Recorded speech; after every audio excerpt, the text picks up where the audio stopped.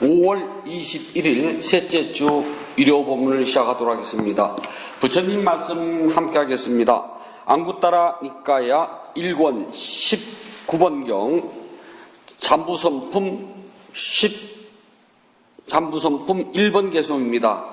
이 잠부섬의 아름다운 공원, 숲, 땅, 호수는 얼마 되지 않는 반면 이 잠부섬의 아름다운 공원, 숲, 땅, 호수는 얼마 안 되는 반면 가파른 곳, 건널 수 없는 강, 나무, 거르투기와 가시가 가득 찬 숲을 울퉁불퉁한 산은 많다. 가파른 곳, 건널 수 없는 강, 나무, 그루터기와 가시가 가득 찬 숲을 울퉁불퉁한 산은 많다. 이 잠부섬의 아름다운 공원, 숲, 땅, 호수는 얼마 안 되는 반면 가파른 곳, 건널 수 없는 강, 나무, 그루터기와 가시가 가득 찬 숲을 울퉁불퉁한 산은 많다. 이 잠부섬의 아름다운 공원, 숲, 땅, 호수는 얼마 안 되는 반면 가파른 곳, 건널 수 없는 강, 나무, 그루터기와 가시가 가득 찬 숲을 울퉁불퉁한 산은 많다. 네, 편안해지세요. 잠부섬은 어디를 말하냐면요, 인도 신화에서는 수미산, 그러니까 수미산이라고 그러거든요. 수메르, 수미산을 중심으로 해가지고 이 우주는요 굉장히 큰 우유바다에 둥둥 떠 있답니다. 한가운데 수메르, 수미산이 있는데 그곳에 4개의 섬이 있답니다. 동쪽은 아주 아름다워가지고 동풍신지라고 그러고요, 서쪽은 재물이 많아서 서화우주라고 그러고, 북쪽은 아주 등치도 크고 아름답고 구로주라고 그러고요, 우리가 사는 남쪽은 섬부지라고 그래요. 그래서 남섬부주 그러거든요. 우리가 살고 있는 이 지구를요. 그래서 섬부주 중생들은 보이는 대로 욕심이 많고요, 용모도 들쭉날쭉하고요, 수명도 들쭉날쭉하고요, 재판도 들쭉날쭉하답니다. 그래서 이 섬부주는 고통으로 가득 차 있고 욕심으로 가득 차 있는 곳이라 합니다. 그래서 이 지구라고 하는 이 섬부주는 별로 좋지 않는 땅이랍니다.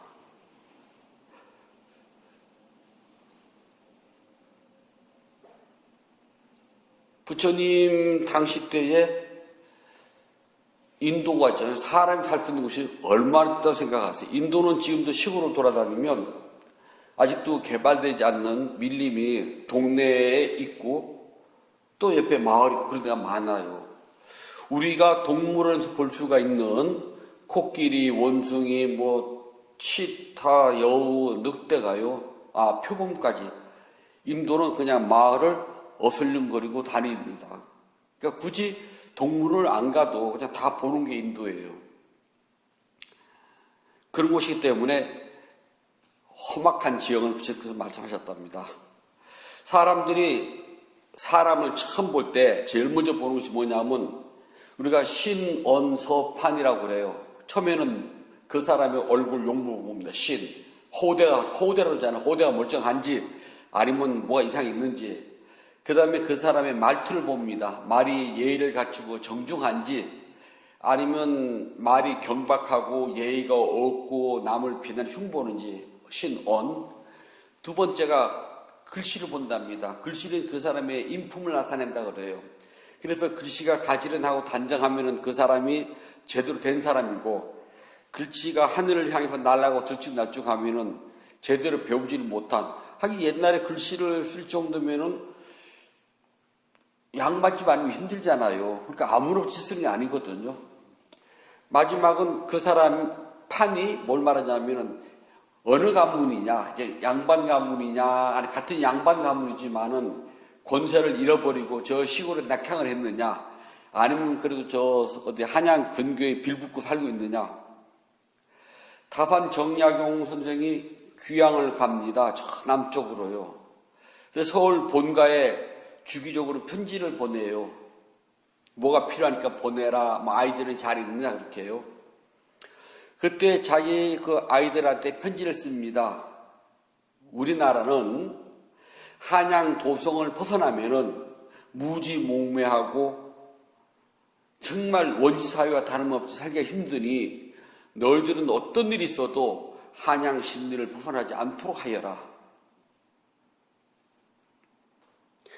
지금도 이 대도시와 시골의 빈부 차이는요, 커요.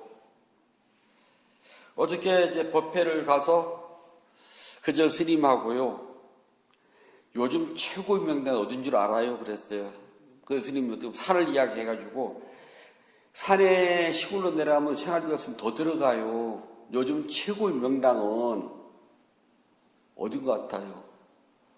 좌마트 우은행, 전식당 후병원, 걸어서 5분 거리 내에 은행, 마트, 병원, 약국 다 있는 데가 최고의 명당이에요.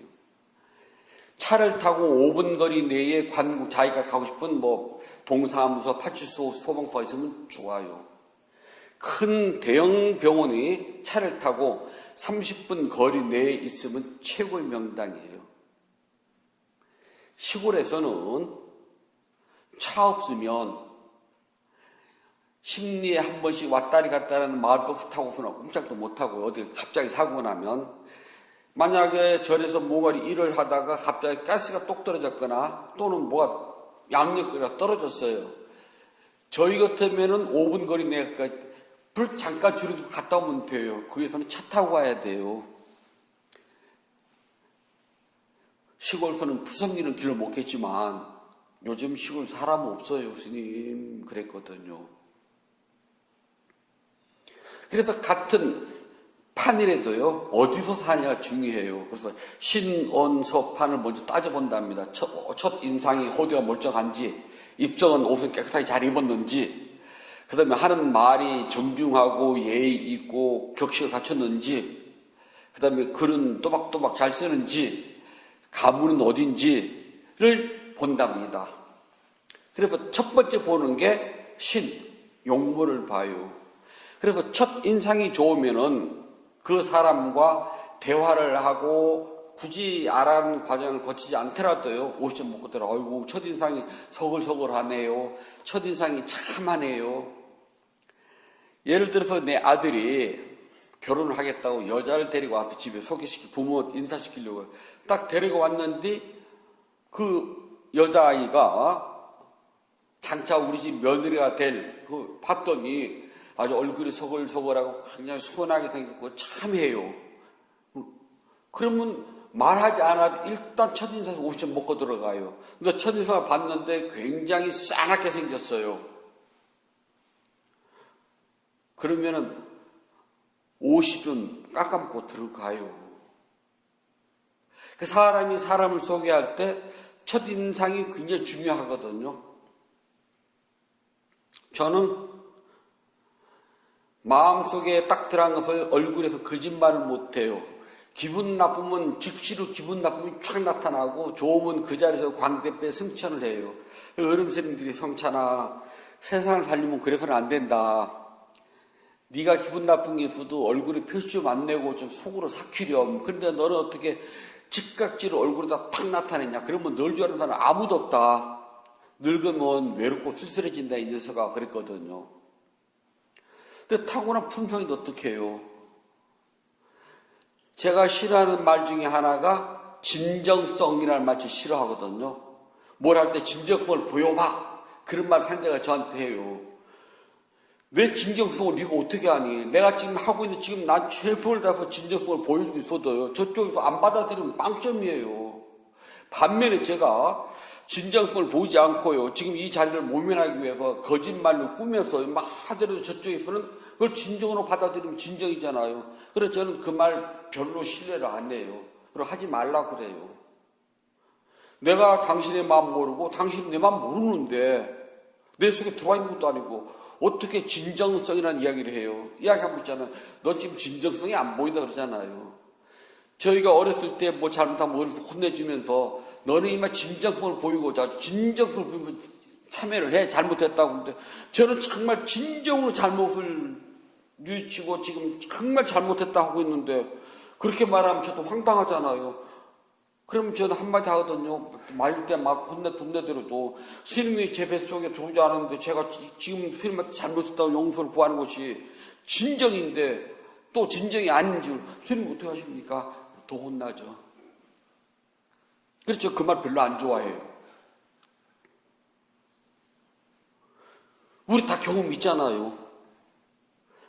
그리고 저는 제가 거짓말을 할 때도 웃기도 하지만은요, 제가 정말 미안하고 개면적으로 웃음이 날 때가 있거든요. 그 사람을 업신여기고 모멸해서가 아니라 정말 미안해요. 그런데 어떻게 표현을 못 하겠어요. 그럴 때는 저도 모르게 웃음이 날 때가 있거든요. 그럼 상대는 펄떡펄떡 뛰죠. 너 나 비웃냐? 진짜 정말 죄송하고 미안하고 막 그래가지고 어쩔 수 정말 제가 생각해도 제가 한 말이나 행동이 너무 황당해서 개멸적에서 나오는 웃음입니다라고 해도 안 믿거든요. 그래서 정말 이 인상이 굉장히 중요해요. 그런데 우리는 있잖아요. 누가 그렇게 첫인상 나쁘고 싶겠어요. 그런데 우리 모두가 부모님으로부터 타고난 유전자인데 이걸 가지고 어떻게 하겠어요? 예전 저희 공부할 때 저희 간지했던 저희 도반 스님이 저희가 산도적이라고 그래요. 얼굴을 보면은 꼭 저 출가하기 전에 어디서 뭐 이렇게 좀 이렇게 주먹 좀 뭐 쓰고 이렇게 왈왈왈 하다 들어온 완전히 속된 표현으로 깡패 타입이에요. 말도 그렇고 행동도 그렇고 얼굴은 더 그렇고요. 시커매가지고 오죽하면 산적이랄까요. 그 기분 좋은 산적이고 나쁜 말로 하면 기분 나쁜 적이 날강도야 그러거든요. 근데 그 스님이 마음이 여리기는 말도 못하게 여려요. 겁도 되게 많아요. 그리고 남한테 씻어지는 건 정말 싫어해요. 그런데 건들건들해요. 왜? 괜히 이런 사람도 있잖아요. 그래서 뭐 하러 갈 때 그 스님 앞에다 딱 세우고 일이 해결이 돼요. 얼굴도 험악하고 말도 험악하고 다 험악해요. 그런데 저희가 살아서 알거든요. 정말 얼굴과 말과 행동하는 180도 틀린 스님이에요. 진짜 쫄보도 그런 쫄보가 없어요. 저희가 살 때 법주사제 그 대웅전이 2층이 굉장히 높아요. 그래서 저희가 이제 하기 때는 그때 막 20대 펄펄 날아갈 때니까 겁도 없이요. 아침서부터 이슬 묻어서 미끄럽거든요. 완전히 마르고 난 다음에 올라가는데 그러면 1시나 2시 올라가면 뜨거우니까 새벽 아침에 올라가요. 우리 저희 거기서 막 날아다녔거든요. 지금은 올라가도 못 가요. 다리 떨려서. 그때 그 스님은 계단선 몇 계단만 올라가면 달달달달달달 떨어요. 아 빨리 좀 올라가. 그럼 뒤에서 가는 스님이 자기는 뒤에서 못 가겠대요. 그래서 이제 뒤에서 밀면은 막 누군가 올라와야지 끌어주고 땡기면 그럼 위에 올라가서는요 얼굴이 하얘가지고 주저앉아요. 풀을 못 뽑네. 거추장스럽기만 해요. 내려가라 그러면은 못 내려가요. 그래 누군가 먼저 내려가서 엉덩이 받쳐주고 또 그 위에서는 손잡아주고 이렇게 해야지만 겨우 내려가요. 산이니까 뱀이 나거든요. 그러면 이제 뱀 집게를 만들어서 잡아서 자루에 넣어가지고요. 멀리 갖다 버려야 되거든요. 가까이 버리면 다시 되돌아온답니다, 뱀은. 그럼 뭐 저희야 손으로 잡는 것도 아닌데 이렇게 집게로 잡아서 이렇게 자루 벌리면 넣거든요.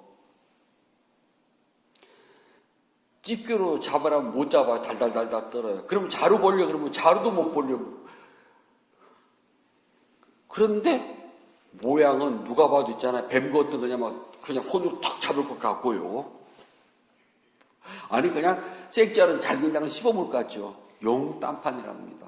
그런데 부모님으로도 타고난 유전도 어떡하라고요. 그래서 인간이 살아갈 때 첫 관상 굉장히 중요해요. 근데 대개 사람들이 껍데기만 보고 속는답니다. 그래서 예전에는 친구를 데리고 오면은 신언서판 그래서 본답니다. 용모는 막 그렇게 험부진 산적인데 말이 온화하고 어법에 맞고 격식을 갖출 줄 알면은 하고 일단 점수를 더 줘요. 그리고 글을 쓰는데 아주 단정하게 반듯반듯 잘 써요. 그리고 물어봤더니 집안 내력도 괜찮아요. 그러면은 첫인상 험악한 데에서 조금 극복이 된답니다.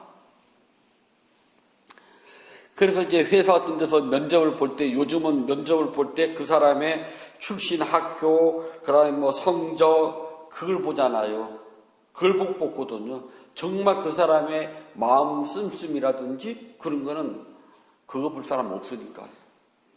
하지만 내가 우리 가족을 받아들일 때는 그런 것보다는요, 그건 안 중요하거든요. 봐야 될 것들이 그런 거랍니다.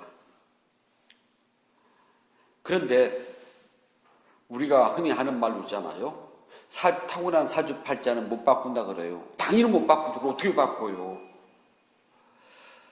타고난 사주팔자는 절대 못 바꿉니다. 그래서 우리가 이제 주역이라든지 뭐 기분이라든지 뭐 등등 이제 사주 풀어보는 게 있잖아요. 그게 일종의 통계학이기 때문에 그렇게 해서 그 날짜 그렇게 태어난 사람들은 이렇게 살다가 죽더라 하면서 오랜 시간 데이터베이스 요즘 말로 축적이 된 거거든요. 그래서 대입을 해보면 100% 맞는 건 아니지만 얼추 비슷한 윤곽은 나와요. 저 그거 인정을 하거든요. 그건 하루 이틀에 쌓여진 데이터베이스가 아니니까요. 그래서 점을 잘 치는 그 사람들은요, 우리 이제 간평을 한다고 그래요. 초짜이보다 많은 사람들을 경험을 해본 사람이 잘 봐요. 왜냐하면 돌출되는 변수가 어떻다는 것을 많은 경험을 했기 때문에 하면서 교정해 나가거든요. 그래도 못 바꾼답니다. 그런데 우리 불교에서는요, 부처님 가르쳐 따르면 사주팔자를 바꿔요. 어떻게 바꾸냐면은 타고난 연월일시는 못 바꿔요. 그런데 마음을 갈고 닦으면 얼굴은 바꿀 수가 없지만 요즘은 의느님이 바꿔주기도 해요. 아무리 의느님이 바꿔준다고 해도 있잖아요. 세월이 지나면 자기 본 얼굴 돌아오더라고요. 요즘 우리 TV에 보면은 젊은 날 잘 나갔던 연예인들이 이제 나이가 먹으니까 세월 앞에서 무상하잖아요. 그런데 그냥 자연스럽게 늙어간 연예인들은 그냥 자연스러운 그 늙음이 보여요. 그런데 늙는 게 싫다고 돈을 들여서 막 험악하게 뜯어 고친 연예인들은 나이가 먹어가면 갈수록 모양이 향스럽게 변해요. 이른바 이제 우리가 성형한 괴물, 그런 성괴를 할 정도로 변해요. 그냥 제 얼굴 이거 가져가는 거 당연한 거거든요. 못 바꾼답니다. 설령 성형외과의 기술을 빌어서 얼굴을 뜯어 고친다고 한들 어떻게 사주팔자가 바뀌겠습니까? 그런데 마음을 닦아서 마음의 변화가 되면은 사주팔자가 바뀐답니다. 그래서 우리 심상이라고 그래요. 심상은 내가 갈고 닦는 데 따라서요 계속 변해요. 이 관상을 보는데 가장 오래된 교과서 책이요 마의상법이라는 게 있어요. 마의상법이 관상을 보는 데는 금과 옥조입니다. 그걸 토대로 해가지고 각자 자기 말을 더 붙여놓은 것이 쭉 많아요. 근데 마의상법 보면은요 첫 장을 딱 넘기잖아요. 그럼 서문에 뭐가 나냐면은 관상여 불여 심사는 말이 나와요. 관상이 아무리 좋아도 심상만 못하다. 그래서 관상을 잘 보려면 얼굴에 보이는 껍데기를 보는 것이 아니라 심상을 볼 줄 알아야지만이 관상을 잘 보는 것이랍니다. 심상은 그냥 안 변해요. 관상이 아무리 험악해도 사주팔자가 아무리 나빠도 자기의 마음을 닦아서 마음이 변하면은 관상과도 관계없고 사주, 팔자도 관계가 없답니다. 심상이 변하면 돼요. 그래서 부처님께서는 마음에서 나타난 모양, 그러니까 니미따라고 그래요. 표상. 수행을 하게 되면 갑자기 환한 빛이 보일 때가 있어요. 누구나 다 경험합니다. 눈앞이 강할 수도 있고 약할 수도 있고 색깔은 각각 다를 수도 있어요. 뭐가 나타나요. 그거는 마음이 잘 집중되었습니다는 표상으로 일시적으로 나타나는 거거든. 그런 걸 보고 우리가 뭐냐면 니미따라고 그래요. 또는 갑자기 막 천상세계가 보일 수도 있어요. 뭐 천신들이 나타날 수도 있고 뭐 등등등등. 혹은 뭐 부처님이 나타나서 내 머리를 만질 수도 있고요. 그렇게 어떤 마음의 작용에서 드러나는 형상, 요걸 심상이라고 그래요. 니미따, 표상. 그래서 수행자는 어떤 경우가 있어도 이 니미따, 표상이 딸려서는 안 돼요. 왜냐하면 그 표상이 너무나 재미있고 황홀하고 신기하거든요. 그래서 아차 하면 그게 따라가요. 우리는 그게 나타나면 알아차리고 버리라고 그래요. 세상 없는 거라도. 얘를 앉아있는데 갑자기 한순간 몸과 마음이 고요해져요. 마치 깊은 우물에 들어간 것처럼, 깊은 동굴에 혼자 있는 것처럼 세상의 모든 소리가 다 끊어져요. 엄청 고요해집니다. 그것도 니미따예요. 그럴 때 우리는 고요함하고 알아차리면서 그 표상을 버려야 돼요. 만약 그것이 좋다고 신기하다고 즐겁다고 하는 마음이 순간 일어나면 그게 끌려 들어가요. 그 다음부터는 앉기만 하면 고요함은 계속 들어가는 고요함만 나와요. 왜냐하면 내 마음에서 내가 좋아하는 마음이 일어났거든요. 마음은 좋아하고 즐기고 신기하면서 따라가게 됐습니다. 그래서 수행자는 수행상에 나타난 마음의 표상, 니미따가 나타나는 공부를 점검받을 때 자기의 지도법사에게 끊임없이 그 이야기를 해야 돼요. 그리고 어떻게 이렇게 알아차렸습니다. 또는 알아차리지 못했습니다라고요. 자, 마음의 표상은요, 기본적으로 마음이 대상에 집중해야지만 나타납니다. 즉, 삼매가 가야지만이, 그러니까 완전한 삼매가 아니라 삼매 비슷한데, 우리가 근접삼매라고 그래요. 삼매 비슷한데라도 갈 때 나타난답니다.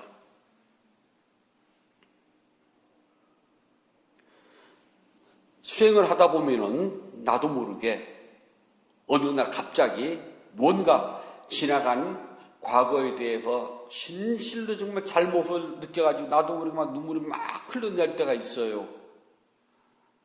알 수도 있고요. 그때 생각, 슬픔하고 알아차리면은 그걸로 끝인데요. 그렇지 않고 계속 그게 매달리면 앉을 때마다 눈물이 나와요. 또 그렇지 않으면은 갑자기 나도 모르게 엄청 마음이 기뻐졌어요. 세상이 다 내 것처럼 보이고 깨끗하고 막 환희가 막 저 밑에서부터 마치 쓰라미처럼 파도처럼 쫙 밀려와요. 나도 모르게 시끄치고 웃어요. 그때 뭐 상쾌함, 기분 좋음, 또는 즐거움, 웃음이라고 알아차리지 못하면은 그 좋아하는 마음에 계속 매달려 나도 모르게 계속 웃어요. 그래서 수행자들 가운데 한국에서 이렇게 계속 웃는 사람, 슬퍼하는 사람이 있어요. 그러면 이제 옛날에는 희마, 좋아하는 데 가면 희마가 들었다. 좋은 마귀. 슬퍼하면 비마, 슬퍼하는 마귀가 들었다 해서 별짓을 다 하거든요. 아주 간단해요. 알아차림을 놓쳤기 때문에 그래요. 그래서 몸과 마음에서 일어나는 때 모든 마음의 표상은 반드시 알아차려야 됩니다. 그래서 마음의 표상, 우리가 심상이라고 그래요. 심상이 변화했다는 것은 그렇게 현상을 통해서 마음에 나타난 표, 그냥 마음이 변한다면 몰라요. 근데 그런 구체적인 표상, 기뻐함, 즐거워함, 슬퍼함, 또는 뭐 등등등등 수도 없이 많아요. 그런 표상이 나타납니다. 밝은 빛일 때도 있고요. 또는 온몸이 흔들릴 수도 있고요. 또는 몸의 일부분만 사라질 때도 있고요. 뭐 등등 수도 없이 많답니다. 그런 것들은 모두가 다 마음의 표상이 나타나는 즉시 몸과 연계되는 거랍니다. 왜 이걸 강조했냐면은 마음이 바뀌려면은 제일 먼저 나라고 하는 집착에서 멀어져야 돼요. 나라고 하는 것, 내 것이라고 하는 집착이 있는 이상 있잖아요. 마음은 절대 변하지 않아요. 욕심과 욕망에 대해서 저 지난 시간에 말씀드렸답니다. 욕심은 내가 가지고 있는 것, 나에게 소유된 것을 남에게 나누지 못하고 아까워하는 것은 욕심이라고 그러는 거예요. 남이 가진 것, 다른 것에 있는 것을 내가 갖고 싶어하고 나의 것으로 만들려고 할 때는 욕망이라고 그래요. 즉 내부에서 생긴 것은 욕심이고 외부에 의해서 발생된 것은 욕망이라고 그래요. 그래서 뭉뚱그려서 우리는 그것을 보고 라가라고 그래요. 이것 때문에 생기는 것이 뭐냐 하면은 탕하가 생겨요. 탕하가 생기는 것은 갈애, 바로 똑같은 말이거든요. 집착 때문에 생겨요. 내 것 좋잖아요. 나 소중하거든요. 여기서 집착하게 되면은 내가 죽어도 나라는 존재가 영혼이라는 것이 영혼이 사라지지 않고 존재한다고 믿습니다. 부처님 가르침에서는 영혼의 존재소를 인정하지 않는답니다. 우리의 몸 안에 감각기관이 4가지가 들어가 있어요. 그래서 물질로 구성된 몸 하나, 정신적 구성 요소인 4가지를 몽땅 합쳐서 우리는 오온이라고 그래요. 그래서 몸이 죽으면 육체의 기능이 끝나면 정신의 기능도 끝난다. 왜냐하면 육체의 정신의 기능이 조합되어 있기 때문에 육체가 사라지면 정신의 기능도 끝난다가 부처님의 가르침이랍니다. 그런데 죽지 않는 영원한 참나, 주인공, 진아, 영원 불멸하는 나의 진짜적인 영혼이 있다고 믿으면 불교 아니랍니다. 그래서 여기서 말하는 마음도 몸과 마음이라고 하는 5 무더기가 서로가 조합해가지고 지금 지난 시간에 우리는 받아들이는 느낌, 감각, 그리고 나서 그것을 분별하고 판단, 인식하고 그리고 실제적인 행동으로 옮기는 것. 그래서 색, 수, 상, 행식인데요. 색은 몸입니다. 그 다음에 식, 수, 상이 우리가 그 다음 행인데 수, 상, 행, 식이잖아요. 근데 행이 맨 끝으로 가야 됩니다. 요 5가지를 합쳐서 우리는 나를 구상하는 물질, 그러니까 불교에서는 나라는 존재는 무엇입니까? 나는 무엇입니까? 할 때 아주 간단 명료하게 설명했답니다. 5 무더기의 집합체. 하나의 물질과 4가의 정신적 요소가 뭉쳐진 게 나. 색, 수, 상, 행, 식. 원래는 색, 수, 상, 식, 행이 맞아요. 요 5가지가 납니다. 나라는 존재는요, 그냥 별 볼 일 없는 존재랍니다. 그런데 이 오온이 뭉쳤을 때, 우리는 살았다 그래요. 정신적 장애를 앓는 사람은 오온이 없느냐? 있어요. 다만 판단이 좀 다를 뿐입니다. 우리는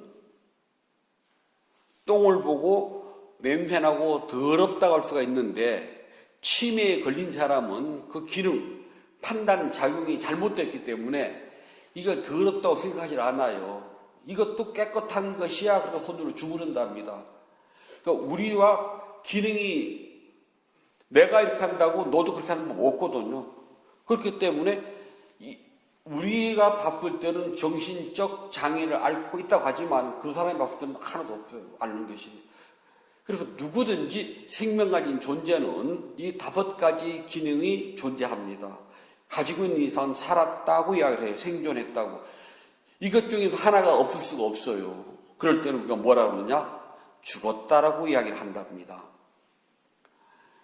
이 다섯 무더기가 뭉쳐있을 때요, 좋아도 하고 싫어도 하고 화도 내고 행복하다 그러고 욕심을 부리기도 하고 착한 일을 하기도 해요. 그러나 눈이 사물을 볼 때는요, 눈이 보는 것이 아니라 눈이라는 기관 속에 있는 인식작용, 아름아리가 빨갛다, 노랗다, 네모졌다, 세모졌다를 분별을 해요. 귀로 소리를 들을 때는 귀라고 하는 기관이 있는 것이 아니라 기관 속에 있는 인식작용이 이식이라고 그래요. 인식작용이 소리를 듣습니다. 눈과 귀로 보고 듣는 즉시 있잖아요. 그거 사라져. 또 다른 대상을 찾아간답니다. 영원히 머물리질 않아요. 보면 사라지고 다시 받아들이고, 그래서 우리는 그것을 계속 점점점점 이어진다고 그래요. 연필로 줄을 선을 쫙 그으면은 우리 눈으로 볼 때는 일직선이지만 전자현명을 보면은 점점점점의 연결이라고 그런답니다. 그래서 부처님은 이걸 보고 계속 이어지는 인식작용, 그래서 상속된다 그래요. 그래서 계속 이어지기 때문에 우리는 하나인 줄 쭉 보지만 실제는요, 계속 보고 사라지고 보고 사라지고를 반복한답니다. 그렇기 때문에 나라고 할 만한 것이 없다고 그래요. 여행을 갑니다. 아주 조금 멋있는 풍경을 봐요. 나 여기 살고 싶네라는 생각 들어갈 때 있잖아요. 아주 멋진 집을 봅니다. 어우, 정말 저 집 좋다. 나 저 집 살고 싶어. 그런 생각이 들어갈 때도 있답니다. 그럼 거기다가요, 내 집 이름 써붙여 놓는다고 내 집 되나요?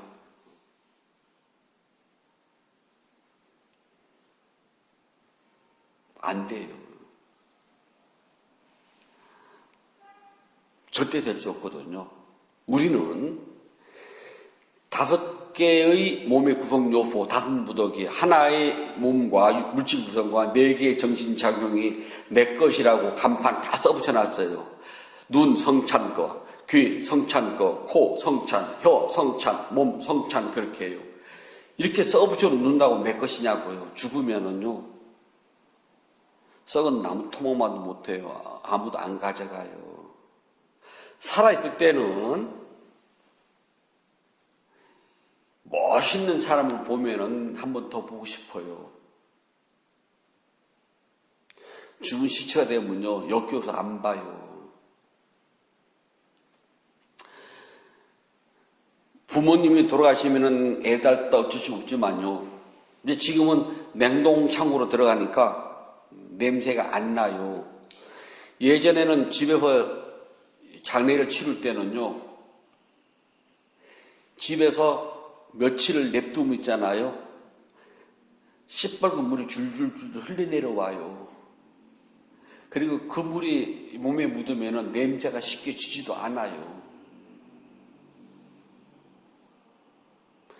요즘은 비닐이라도 있잖아요. 그럼 관에다가 비닐이라도 깔면은 그래도 이 물이 안 새나오는데, 예전엔 그게 없었거든요. 그러면 옷 틈에다가 막 옷을 잔뜩 끼워놔요. 끼워놓는 이유가요, 물이 흐르면 떨어지지 말으라고 빨아당기잖아요. 그런데 어느 집은 치르는데 입적이 만만치 않아가지고 그냥 빈 공간에다가 지금 지프라이트를 채워놔요. 그건 물을 잘 못 빨아들이거든요. 메고 산으로 올라가는데 뒤에서 빨간 물이 막 뚝뚝뚝뚝 떨어져요. 냄새 지독하거든요.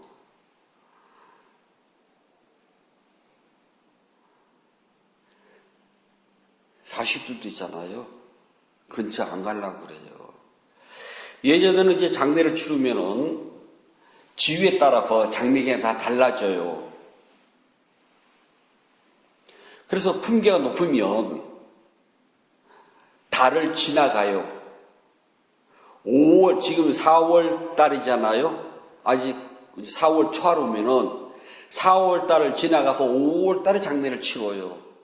그리고 6월 달이라도 장을, 왜냐하면은 전국에서 문상을 받아야 되니 교통도 불편할 때 한 달은 봐줘야 되잖아요. 그러면 죽은 시신이 어떻게 되겠어요? 그래서 이제 구두를 걷어내고 땅을 깊숙이 파요. 그리고 거기에다가 관을 내려놔요. 묻지는 않습니다. 그걸 보고 빈이라고 그래요. 그래서 그걸 모셔놓은 것을 보고 뭐라 그러냐? 빈청이라고 그래요. 빈청이 원래 그 뜻입니다. 그래서 빈소라고 그러잖아요. 그걸 모셔놓은, 그렇게 땅을 파서 관을, 중국은 우리처럼 구들이 아니라 벽돌 깔아놓은 바닥이잖아요. 그래서 중국은 쉬워요. 벽돌을 걷어내고 땅을 파서 관을 내려놔요. 그래서 그냥 집 안에다가 그걸 하고 또 한쪽에서는 사람들이 머무니까 빈서고요. 집이 크고 사람들이 머물 때가 있어요. 그럼 집 하나 통째로 비워요. 죽은 사람을 위해서요. 그러면 빈청입니다. 크니까. 우리처럼 태청 마루에다 해놓고 빈청이 아니라 원래는 그겁니다. 요즘은 냉동창고로 들어가니까 끄떡 없어요. 자, 우리 모두는 아무리 내 것, 나라고 집착하는 이 몸뚱아리는 있잖아요. 조금이라도 불편하면 싫어해요. 고통스러워 한답니다. 요즘 이제 절에 가보면은 뒤에다 의자를 많이 놔요. 왜냐하면 이제 불교 신자들도 젊은 사람은 들어오지 않고 있는 기성세대들 자꾸 나이가 먹어가거든요. 그러니까 무릎이 아파서 못 앉겠다고 통사정을 해요. 그랬더니 이제 뒤에다가 보면 다 법회 가면 뒤에 의자를 쫙 놔요. 법당 다 놓으면 안 되냐? 제가 그러거든요. 근데 법당이 어떻게 다 놓냐 그래요. 신발 신고 들어오면 되지. 그럼 어떻게 법당을 신발 신고 들어가냐고. 저기 문구점 가면은 스님 싸구려 카페트 있어. 둘둘둘 많은 거. 왜 군대도 퍼른 견장 차잖아요. 당구장 다이거 그거 이렇게 막기로 파서 되게 싸거든요. 그거 사다가 깔어. 법회 날. 그러면 되잖아. 근데 그게 용납이 안 되네. 그리고 요즘 법당을 짓는다면 저는 다 현대식으로 지나고 21세기야. 근데 왜 아직까지 18세기를 못 벗어나니? 그런데 아직까지도 이 목조 건물의 산 쪽을 못 벗어나네요. 전 절대 그렇게 안 합니다. 이 오는요, 아무리 아끼고, 아무리 애지중지하고, 정말 비싼 화장품 바르고, 보양 먹여줘도 있잖아요. 나이가 들면 불편스러워지고, 죽으면 썩은 나무 토막보다도 소용없습니다. 그래서 이 몸뚱아리는 생긴 것 자체가 고통의 연속이랍니다. 부처님은 착각하지 말랍니다. 이 몸뚱아리 아무리 애지중지해 본들 늙어가고 병들고 죽어가요. 저도 법회 간 그 전에 주주 스님이 다리 수술을 해가지고 걸음이 영 현찮더라고. 저보다 나이도 적은데. 스님 뭐 그렇게 해서 어떡하냐 그랬더니 그렇게 막 엉금엉금 다녀요. 고축 몸이거든요. 저도 마찬가지랍니다. 저도 어느 날요, 숨 쉬는 게 불편해지고, 거동이 불편해지면 저도 끝나요. 그렇기 때문에 이 몸뚱아리는, 부처님 가르침대로 이 몸뚱아리는 깨달음을 이루기 위한 도구일 뿐이지, 애지중지할 물건이 아니랍니다. 그래서 부처님께서는 집에서 집 없는 곳으로 가거라. 이걸 집이라고 그래요. 반드시 무너지는 집입니다. 근데 이 집을, 무너져가는 집을 애지중지한다고 안 무너지느냐? 반드시 무너져요. 그래서 이 집이, 이 몸뚱아리가 조금이라도 싱싱할 때 열심히 정진해가지고 집을 나오도록 하여라. 집에서 나오면 윤회에는 완전히 벗어날 수가 있다. 그렇기 때문에 무너져 가고 있는 집, 여기도 꽤 오래 살았거든요. 그랬더니 이제 여기저기 손볼 곳이 막 나와요. 고친다고 하면 싱싱해지냐? 안 그래요. 고치면 다음에는 2개 고칠 게 나와요. 2개 고치면 3개 고칠 게 나오고요. 모든 집은 시간이 지나면 무너진답니다. 몸뚱아리라는 집은 시간이 지나면 반드시 무너져요. 그래서 이 몸뚱아리가 영원하리라고, 이 몸뚱아리에 들어가 있는 마음이 영원하다고 착각을 하게 되면은 윤회는 그칠 날이 없답니다. 그래서 이 몸뚱아리에 대해서 나라고, 얘는 마음도 늘 들어갑니다. 내 것이라고 착각해서 집착하지 말랍니다. 반드시 사라지는 몸이에요. 그런데도 불구하고 우리가 집착하는 것은 잘못된 견해 때문에 집착한답니다. 나는 영원한 것이야. 몸뚱아리는 죽어도 영혼은 남아 있을 것이야 라고 하는 것이 잘못된 견해이고 집착입니다. 그래서 우리는 몸과 마음은 영원하지 않고 변하고 사라져가는 것이라고 이해를 하셔야 된답니다. 그렇지 않으면 고통이 끝나지 않아요. 그걸 두카라고 한답니다. 두카는 행복이 아니에요. 불교는 왜 믿느냐? 우리가 이제 초파일이 다가오니까 부처님한테 등도 밝히고 발언을 한답니다. 세상 사람들이, 요즘 불자들도 발언을 하는 것이 돈 많이 벌고 건강하고 우리 집 행복하고를 비는데요. 그거는 등키는 것과 전혀 상관없답니다. 부처님께서 너희들에게, 우리에게 말씀하셨습니다. 너희들이 발언해야 될 것은 열심히 정진하여서 바른 법을 깨닫고 생사윤회에서부터 벗어나기를 발언하여라. 그리고 그렇게 닦아 나가거라. 왜냐하면 이 세상에 조건지어진 모든 행복은 참다운 행복이 아니라 불행한 것이다. 그것은 사라지고 변해간다. 그러나 깨달음은 변하고 사라지는 것이 아니라 영원한 행복이다. 그 행복을 얻기 위해서 언제나 바르게 법을 알고 실천하여서 두카서부터 해방되도록 하여라. 그래서 집착에서부터 벗어나고 나와 내 것이라고 하는 데서 착각을 하지 않는다면 우리는 행복해집니다. 욕심의 무게를 알아야 돼요. 근데 평생 살아가면서 욕심의 무게를 모른답니다. 저도 욕심이 있다니까요. 저도 아직도 하고 싶은 게 있어요. 그리고 어저께도 법회 가서 스님들하고 이야기를 하니까 스님 이제 연세가 70인데 아직까지도 그 꿈을 안 버리세요 그러더라고. 나 죽는 날까지 안 버려. 그리고 중요한 사실은 내가 아직 안 죽었거든. 내 관뚜껑에 못을 딱 박을 때에 그 꿈을 이루지 못했구나, 허망하구나 라고 하는 것이지, 아직 관뚜껑 못을 안 박았는데 그러다 갑자기 내일 될 수도 있잖아. 내가 그랬어요. 사람 일을 누구 하냐고 그랬어요. 그리고 그 내가 가지고 있는 내 꿈과 내 욕심이 내 개를 위한 건 아니거든 라고 이야기했답니다. 그래도 그것은 욕심이랍니다. 그건 알아요. 그리고 우리 모두가 욕심의 무게를 늘 생각하십시오. 욕심의 무게를 생각하고 욕심의 무게를 덜어내려고 자꾸 노력을 해야지만 욕심에서 벗어나려고 노력하는 것이 바로 수행이랍니다. 깨달음은 욕심에서부터 벗어나는 것을 우리가 깨달음, 니빠나라고 이야기를 한답니다. 열심히 정진하셔서 머지않아 금생에 반드시 니빠나를 성취하시기 바랍니다.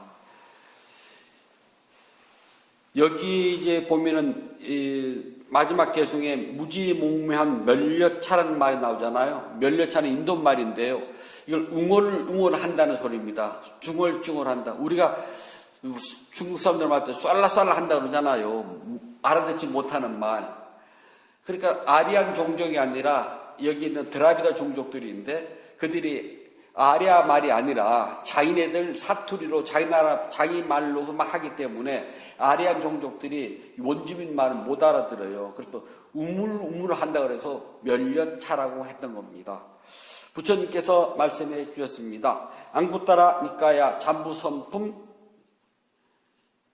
1번 개송 이어집니다. 그와 마찬가지로 인간으로 태어난 중생들은 적고 비인간으로 태어난 중생들은 많다. 그와 마찬가지로 인간으로 태어난 중생들은 적고 비인간으로 태어난 중생들은 많다. 지역의 중심에 인간으로 태어난 중생들은 적고 지역의 중심에 인간으로 태어난 중생들은 적고 변방에 무지몽매한 멸려차로 태어난 중생은 많다. 변방에서 무지몽매한 멸려차로 태어난 중생들은 많다.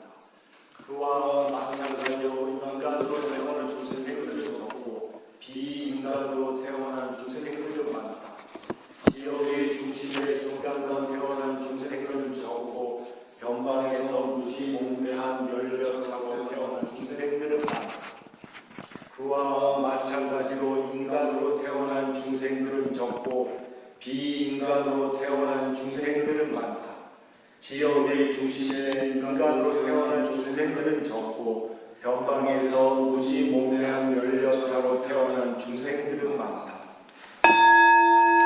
5월 21일 셋째 주 의료 법문을 마치도록 하겠습니다.